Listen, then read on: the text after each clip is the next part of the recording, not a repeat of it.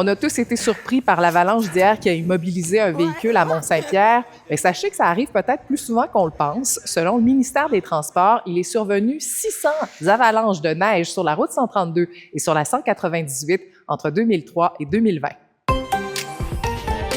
L'étude réalisée en 2022 révèle aussi que durant cette période, 17 accidents de la route ont été causés par une avalanche, même que 3 personnes sont mortes sur la route dans des accidents avalancheux depuis le début du 20e siècle. La probabilité qu'une voiture soit ensevelie par une avalanche reste quand même faible, selon le ministère qui étudie la question depuis 1987. Ce ne sont pas toutes les avalanches qui descendent jusqu'à la route. Donc, des fois, elles vont arrêter au niveau de la falaise, elles vont descendre au niveau du sol, vraiment au pied de la falaise. Mais là, à dire qu'elles se rendent jusqu'à la route, ça n'arrive pas souvent. Fait que des fois, même, il y a des avalanches qui surviennent qu'on n'en aura jamais conscience qu'elles vont survenir.